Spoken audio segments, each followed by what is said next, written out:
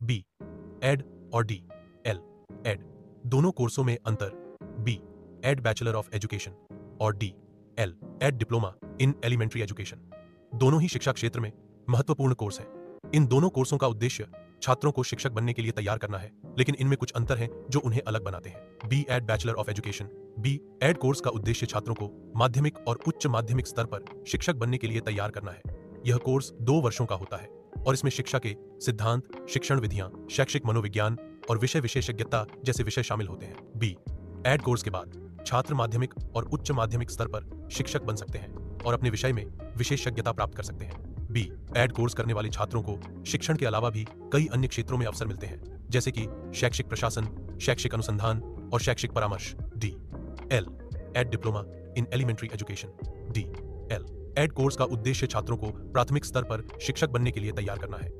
यह कोर्स 2 वर्षों का होता है और इसमें प्राथमिक शिक्षा के सिद्धांत, शिक्षण विधियां, बाल मनोविज्ञान और समुदाय आधारित शिक्षा जैसे विषय शामिल होते हैं। डी एल एड कोर्स के बाद छात्र प्राथमिक स्तर पर शिक्षक बन सकते हैं और बच्चों को शिक्षा प्रदान कर सकते हैं। डी एल एड कोर्स करने वाले छात्रों को प्राथमिक शिक्षा के क्षेत्र में अवसर मिलते हैं और वे बच्चों के शैक्षिक विकास में महत्वपूर्ण भूमिका निभा सकते हैं। बी एड और डी एल एड में अंतर।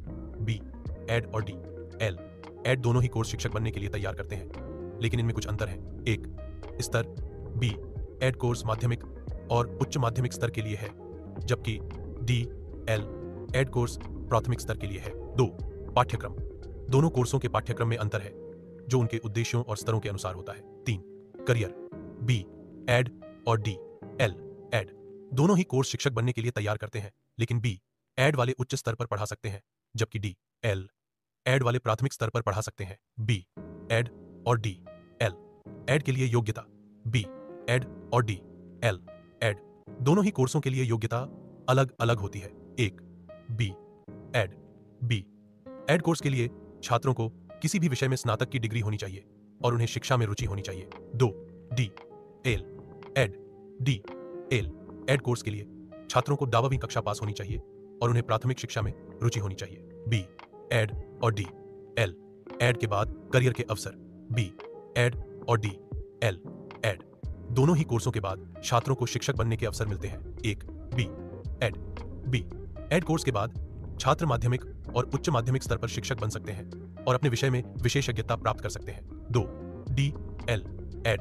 डी एल एड कोर्स के बाद छात्र प्राथमिक स्तर पर शिक्षक बन सकते हैं और बच्चों को शिक्षा प्रदान कर सकते हैं। निष्कर्ष। बी एड और डी एल एड दोनों ही कोर्स शिक्षक बनने के लिए तैयार करते हैं, लेकिन इनमें कुछ अंतर हैं जो उन्हें अलग बनाते हैं। बी एड कोर्स माध्यमिक और उच्च माध्यमिक स्तर के लिए है, जबकि डी एल